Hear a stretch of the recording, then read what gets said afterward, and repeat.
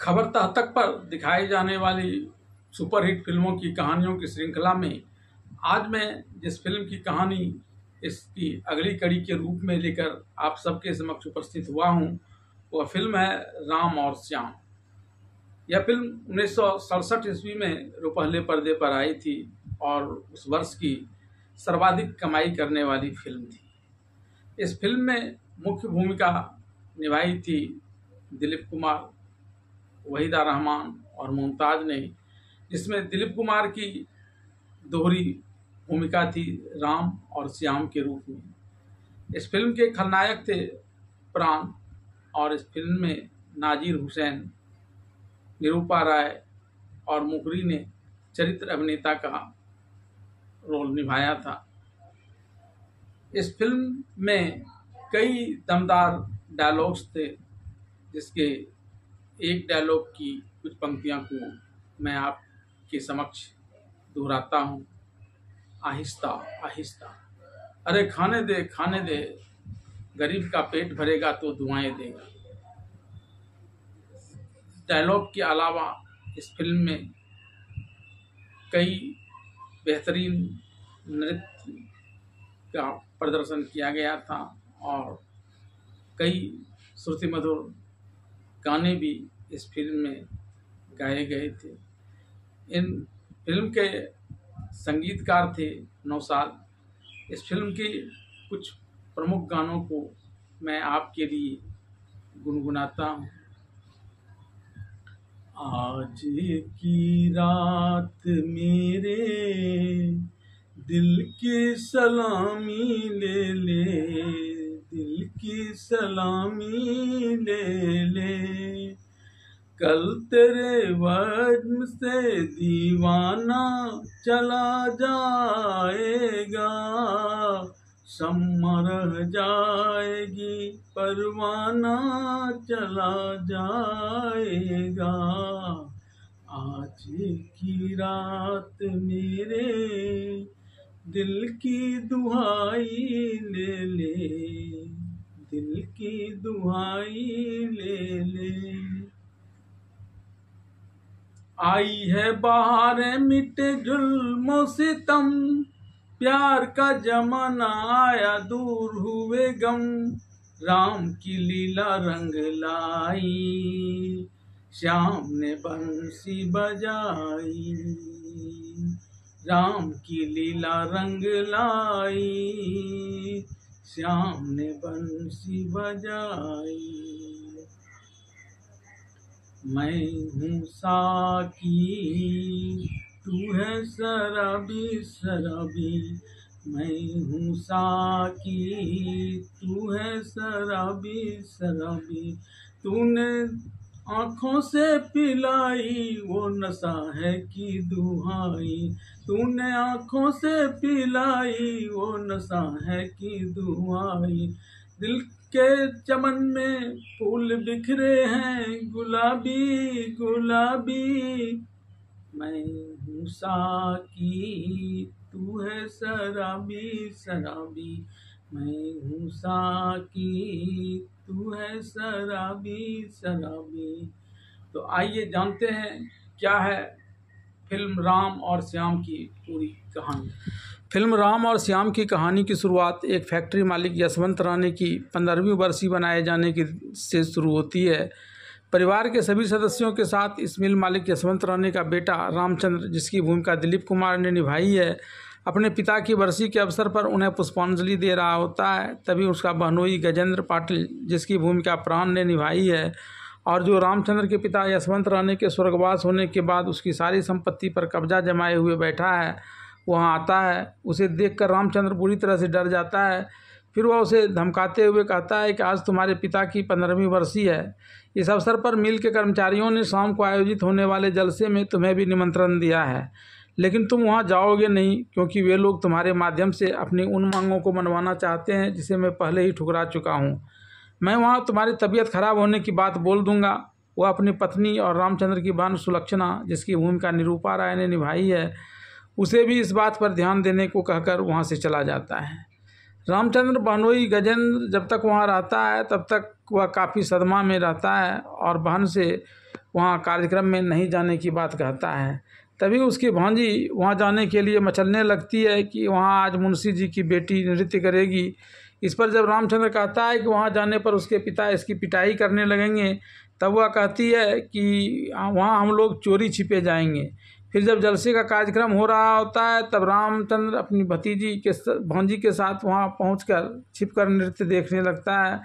नृत्य की समाप्ति के पश्चात मिल कर्मचारी इस बात पर अफसोस जताते हुए कि मालिक यशवंत राणे का बेटा रामचंद्र जी की तबीयत खराब होने के कारण उसके बीच नहीं आ पाए, गजेंद्र को ही मंच पर ले जाकर अपनी मांग पत्र समर्पित कर देता है। गजेंद्र अभी इस मांग पत्र को देखना शुरू ही करता है कि तभी भीड़ में से कुछ लोग रामचंद्र को पहचान लेते हैं और फिर सारे कर्मचारी उसका जयकारा लगाते हुए मंच की तरफ ले जाने लगते हैं।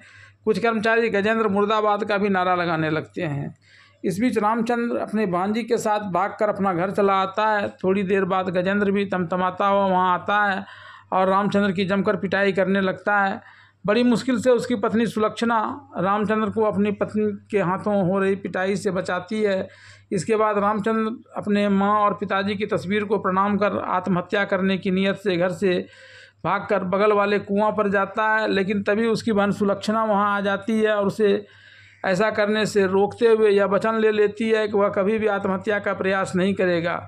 एक दिन श्यामलाल, जिसकी भूमिका भी दिलीप कुमार ने ही निभाई है, शांता, जिसकी भूमिका मुमताज़ ने निभाई है, उसे अपने खेतों के बीचों बीच चलने के लिए डांट लगाता है। तब शांता सब कुछ अपने मामा मुरलीधर को बताने की बात करती है और ज़ोर ज़ोर से मामा मामा चिल्लाने लगती है। तब तक उसका मामा गोपाल, जिसकी भूमिका मुखरी ने निभाई है, वहाँ आ जाता है। वह श्याम से बगल में चल रही एक फिल्म की शूटिंग में काम करने के लिए कहता है, जिसका हीरो कहीं चला गया है। उस दोनों को जाते देख शांता श्याम की माँ, जिसे वह मौसी कहती है, को सब कुछ बता देने की बात करते हुए वहाँ से चल देती है। यहाँ आने पर श्याम को हीरो बनकर हीरोइन के गुंडे से बचाने का रोल दिया जाता है। हीरो की तरह काम करते वक्त श्याम सभी लोगों की सच में पिटाई कर देता है। इससे फिल्म का निर्देशक उस पर गुस्सा जाता है। इधर शांता के साथ मौसी भी वहाँ आ जाती है और उसे फटकारते हुए घर लाकर फिल्मों में काम नहीं करने की बात करती है। लेकिन अब श्याम पर फिल्म में काम करने का भूत सवार हो जाता है, इसलिए वह घर से बीज लाने के बहाने गांव से शहर आ जाता है। इस घटना के बाद राम की बहन सुलक्षणा एक डॉक्टर को बुलाकर रामचंद्र के इस डरने की बीमारी से छुटकारा पाने का उपाय पूछती है। डॉक्टर के पूछने पर राम बताता है कि एक बार गजेंद्र की पतंग कटने पर उसने खुशी प्रकट की थी। तब गजेंद्र ने कोड़े से इसकी जमकर पिटाई की थी, जिसके बाद यह कई दिनों तक बेहोश रहा था। उसके बाद जब भी वह गजेंद्र को गुस्से में देखता है, तब बिल्कुल लाचार हो जाता है। यह सुनने के बाद डॉक्टर अभी सुलक्षणा को यह बता ही रहा था कि इसे कोई बीमारी नहीं है और अगर इसकी शादी करवा दी जाए तो बहुत संभव है कि पत्नी के प्यार से इसका यह डर खत्म हो जाए। इस समय गजेंद्र वहाँ आ जाता है और कहता है कि वह उसका दुश्मन थोड़े ही है। फिर वह अपनी पत्नी सुलक्षणा से कहता है कि वह राम के लिए एक अच्छी लड़की देख कर आया है, जो शादी के वक्त लाखों की रकम दहेज में भी ला सकती है। पूछने पर वह बताता है कि वह लड़की अंजना, जिसकी भूमिका वहीदा रहमान ने निभाई है, तुम्हारे स्वर्गवासी पिता यशवंत राणे का मित्र गंगाधर राव, जिसकी भूमिका नजीर हुसैन ने निभाई है, उसकी बेटी है। एक निर्धारित तिथि को गजेंद्र अंजना को देखने के लिए जाता है। यहाँ वह गंगाधर राव को राम की तस्वीर देते हुए राम के सुशील होने को लेकर प्रशंसा करता है। इस पर अंजना यह कहकर बात काट देती है कि तस्वीर से इन सारी चीज़ों का पता नहीं चलता। तब गजेंद्र अपनी तरफ से उसे भरोसा दिलाता है, लेकिन वह इस पर भी राजी नहीं होती और खुद ही लड़के को देखने की बात करती है। एक दिन अंजना अपने पिता गंगाधर राव के साथ राम की हवेली में आती है। यहाँ गजेंद्र उन दोनों का स्वागत करता है। गजेंद्र और उसकी माँ दोनों राम की तारीफ कर किसी तरह अंजना को पटाकर दोनों की शादी करने का पूरा प्रयास करते हैं, लेकिन अंजना राम को देखने की बात पर अड़ी रहती है। पहले तो राम वहाँ आना ही नहीं चाहता कि लोग उसका मजाक उड़ाएंगे। फिर जब काफ़ी डरते डरते वहाँ आता है, तब गजेंद्र के कहने पर ही वह वहाँ बैठता है। तब गंगाधर राव अपनी बेटी अंजना से उसे चाय बनाकर देने के लिए कहते हैं। चाय में शक्कर की बात पूछने पर राम कुछ भी नहीं बताता है। तब उसकी भांजी अंजना से कहती है कि ये चाय नहीं, दूध पीते हैं। इसके बाद अंजना जब उसे दूध पीने के लिए देती है तो गजेंद्र के वहाँ रहने के कारण डर से उसका हाथ कांपने लगता है और सारा दूध अंजना की साड़ी पर गिर पड़ता है। अंजना यह देखकर अपने पिता के संग वहाँ से अपना घर आ जाती है और अपने पिता से यह शादी नहीं करने की बात बताती है। एक दिन गजेंद्र एक वकील को बुलाकर उसे अपने स्वर्गवासी ससुर यशवंत राणे की वसीयत दिखाकर पूछता है कि वह कितने और दिनों तक इस संपत्ति का केयर टेकर है। इस पर जब वकील उसे बहुत कम दिन बचे होने की बात करता है तो ऐसा ही एक दूसरा वसीयत बनाने के लिए कहता है। तब वकील पूछता है कि राम इस पर दस्तखत तो कर देगा। तब वह वकील को उस वक्त चले जाने के लिए कहता है और भावावेश में कहता है कि जब तक राम मरेगा नहीं तब तक उसे चैन नहीं मिलेगा। फिर वह कहता है कि राम मरेगा जरूर, लेकिन दस्तखत करने के बाद। राम अपने बहनोई गजेंद्र की कही इस बात को सुन लेता है और मौत के डर से बिना किसी को कुछ बताए घर से फरार हो जाता है। यहाँ शहर में फिल्मों में काम ढूंढ रहा श्याम एक होटल में जी भर कर खाना खा लेता है और फिर खाने की एक सामान को बाहर से लाने के लिए वेटर को भेजकर चुपचाप उस होटल से भाग जाता है। वहीं दूसरी तरफ घर से भागकर राम यहाँ अंजना को देखकर उससे छिपने के लिए उसी होटल में चला जाता है जहाँ खाकर श्याम बिना पैसे दिए हुए बाहर चला गया है। यहाँ वेटर श्याम के खाए सारे पैसे को भी राम से ही वसूलना चाहता है और इस क्रम में उसे पुलिस के पास ले जाने पर उतारू हो जाता है। इधर श्याम होटल से खाकर निकलता है तो पाता है कि शॉपिंग कर आई एक लड़की अंजना का पर्स लेकर कुछ गुंडा भागने लगता है। तब श्याम जमकर उसकी पिटाई कर देता है। इसे देखकर अंजना उसे राम समझकर अपना घर ले आती है और पिता को उससे बात करने के लिए बुलाती है। श्याम बातों ही बातों में अंजना के पिता गंगाधर राव को फिल्मों में काम करने की अपनी इच्छा के बारे में बताता है। फिर गंगाधर राव और अंजना उसे अपने साथ पुणे के ट्रिप पर जाने के लिए कहते हुए पुणे लेकर चले आते हैं। राम के घर से भागने के बाद उसे खोजने के लिए गजेंद्र ने जितने आदमी लगाए थे किसी को राम का ठिकाना नहीं मिला, बल्कि गजेंद्र बाबू को गंगाधर राव के द्वारा यह सूचना दी गई कि राम उसके साथ पुणे आया हुआ है। अंजना और उसके पिता गंगाधर राव जिसे राम समझ रहा है वह बातों ही बातों में अंजना को खुद को श्याम होने की बात बताना चाहता है, लेकिन अंजना उसके प्यार में इस कदर खो गई है कि वह हर हाल में उसके संग ही रहना चाहती है। इससे उतर वह इस मामले में कुछ भी मानने को तैयार नहीं। इस कारण श्याम उसे असलियत बता नहीं पाता है और उसके साथ प्रेम करते रहता है। दूसरी तरफ राम भागकर एक महात्मा का शिष्य बन जाता है। एक दिन राम श्याम के गांव में बैठकर रामायण की पंक्तियां का सस्वर पाठ कर रहा होता है। तभी चंपा वहां आ जाती है और उसे श्याम समझते हुए इस प्रकार का ढोंग करने से मना करती है। वह उसे बताती है कि उसकी माँ उसके वियोग में तड़प रही है। तब राम कहता है कि उसकी माँ को मरे हुए बहुत वर्ष गुजर गए हैं और वह श्याम नहीं बल्कि राम है। तब चंपा के बुलाने पर गांव वाले यहाँ आकर उसे पकड़कर उसकी माँ के पास ले जाता है। यहाँ भी वह सबके समक्ष खुद को राम बताता है। तब चंपा कहती है गांव के झाड़ फूक वाले महात्मा को बुलाओ, वह सब कुछ ठीक कर देगा। और जब वह झाड़ फूक वाला महात्मा वहाँ आते हैं तो झाड़ने फूकने के नाम पर नीम की टहनी से बार बार उस पर प्रहार करने लगते हैं। इसके शरीर में वापस श्याम के नहीं लौटने की स्थिति में वह इस शरीर के टुकड़े टुकड़े कर देने की बात करते हैं। तब राम डर के मारे श्याम बनना कबूल कर लेता है। इधर श्याम जिसे अंजना और उसके पिता गंगाधर राव राम समझते हैं अंजना के साथ मस्ती में समय गुजार रहा है। अंजना भी इसके साथ काफ़ी खुश है। हालांकि श्याम बार बार अंजना के समक्ष असलियत बताने का प्रयास करता है, लेकिन फिर अंजना उसे अपने इस तरह से प्यार भरी बातें करने लगती है कि वह चाहकर भी असलियत नहीं बता पाता है। और पुणे से लौटकर वापस जब वे सब अपना घर आते हैं तभी राम का बहनोई गजेंद्र राम के धोखे में राव गंगाधर के घर आकर श्याम के यहाँ रह रहे अपने घर ले जाता है। यहाँ वह श्याम को राम समझकर वकील के माध्यम से बनवाया गया दूसरा वसीयतनामा पर जल्दी से दस्तखत करने की बात करता है और ऐसा नहीं करने पर कोड़ा से मारकर उसकी जान लेने की बात करता है। तभी राम की बहन सुलक्षणा और उसकी भांजी वहाँ आ जाती है। दोनों श्याम को राम समझकर उससे खूब प्यार करते हैं और उसे वचन लेते हैं कि वह इन लोगों को छोड़कर अब कभी नहीं जाएगा। तब श्याम इन लोगों को वचन देता है कि जब तक वह इस घर के हालात को सुधार नहीं लेगा तब तक कहीं नहीं जाएगा। उधर शांता राम को श्याम समझकर उससे प्यार करने लगती है और प्यार को प्रगाढ़ करने के उद्देश्य से भगवान का आशीर्वाद लेने के लिए उसे एक मंदिर में ले आती है।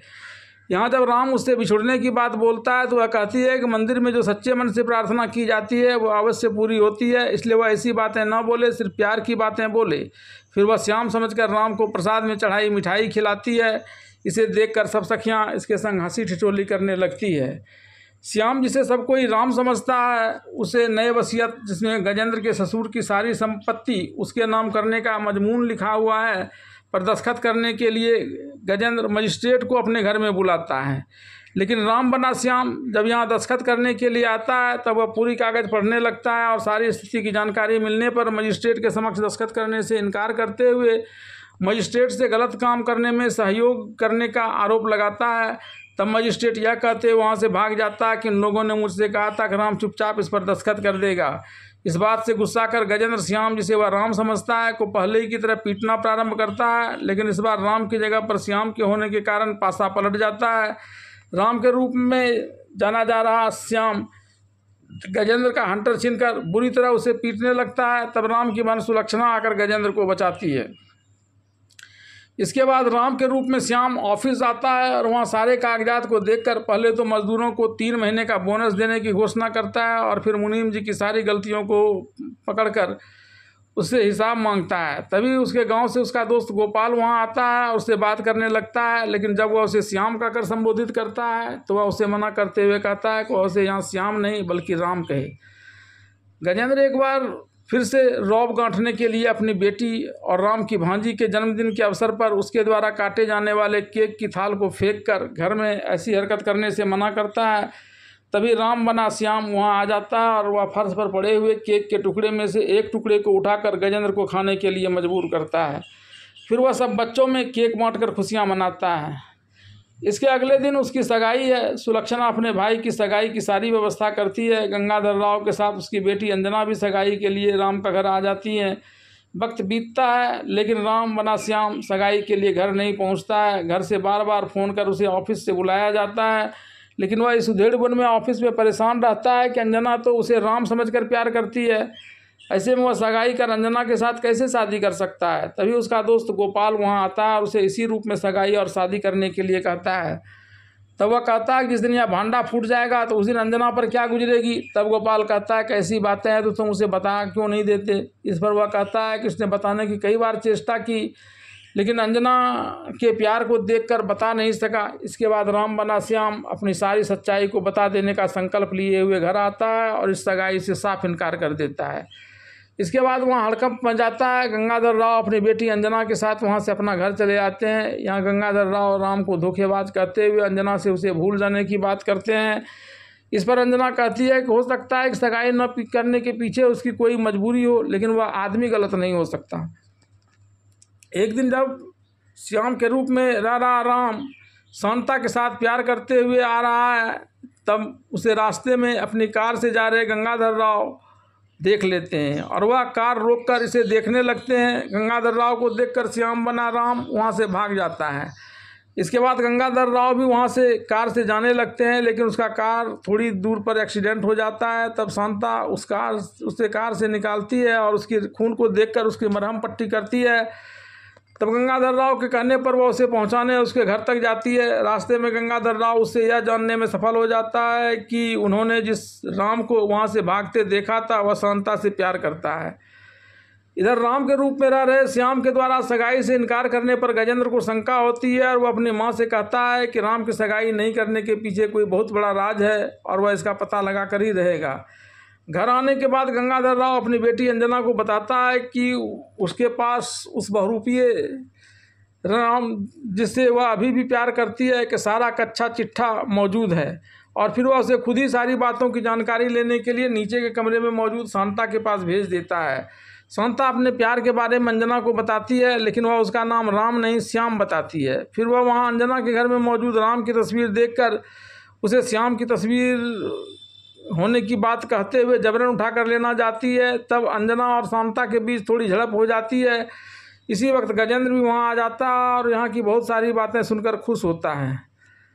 अंजना के साथ झड़प होने के बाद शांता जब अपने गांव वापस आकर राम, जिसे वह श्याम समझती है, उस पर गुस्सा करते हुए अपने संग चाल चलने का आरोप लगाती है। इस पर श्याम बनकर रह रहा राम उसे सारी हकीकत बताते हुए कहता है इसने तो पहले ही दिन अपने आप को श्याम मानने से इनकार किया था, लेकिन जब लोग मारने पीटने लगे तो जान बचाने के लिए इसने उन सब की बात मान ली और श्याम बनकर रहने लगा जिसे तुम प्यार करती हो। अभी ये दोनों इस प्रकार की बातें कर ही रहे थे कि तभी गजेंद्र वहां आ जाता है और अपने गुंडों को राम को पकड़ कर ले जाने के लिए कहता है।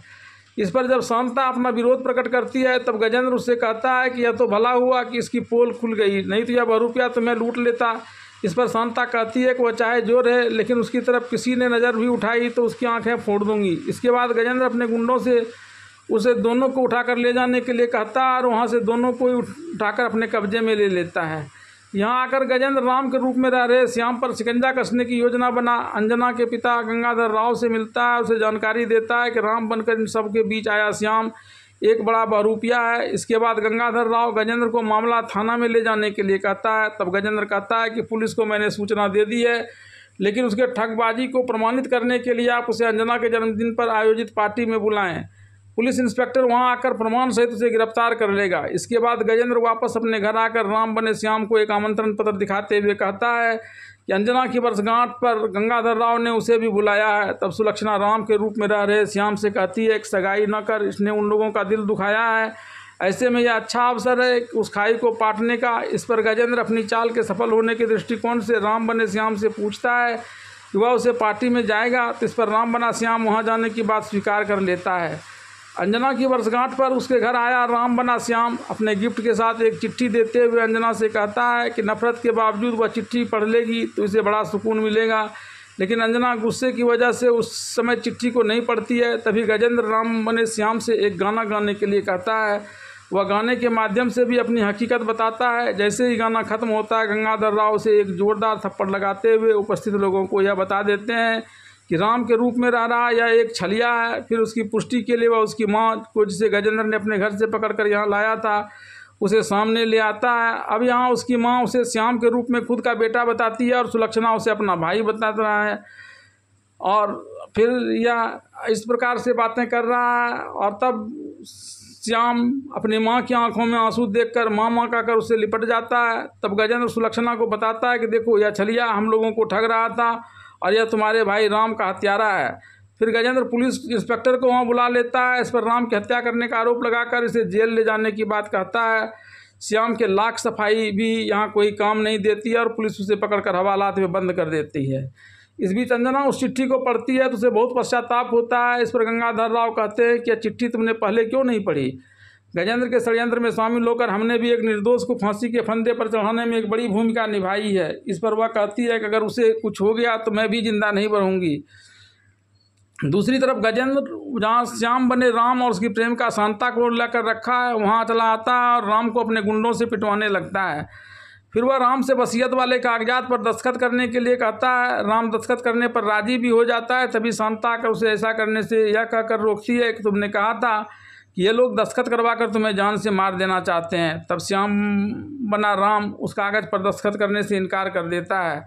गजेंद्र राम से वसीयत के उस कागजात पर दस्तखत करने के लिए इसे और प्रताड़ित करता, लेकिन तभी उसे सूचना दी जाती है कि इंस्पेक्टर साहब उससे मिलना चाहते हैं।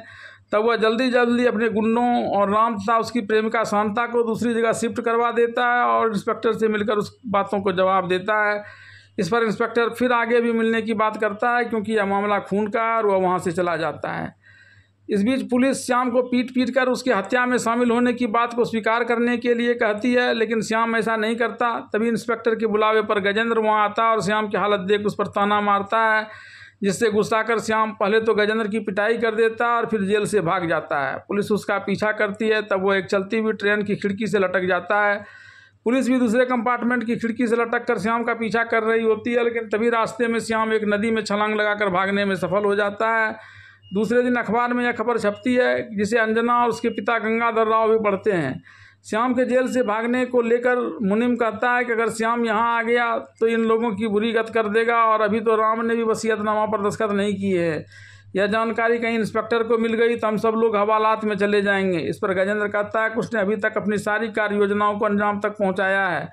आज भी वह जबरन राम से उस कागजात पर दस्तखत करवाकर और राम और शांता दोनों को मारकर उसकी लाश को श्याम के खेत में गड़वा देगा, ताकि पुलिस के पास श्याम द्वारा हत्या किए जाने का पुख्ता सबूत हो जाए। श्याम को फांसी के फंदे पर चढ़ाने वाले इस योजना को दोनों बातचीत कर ही रहे थे कि इसको वहाँ आया हुआ श्याम सुन लेता है, जो उस समय किसी काम से वहाँ आया था।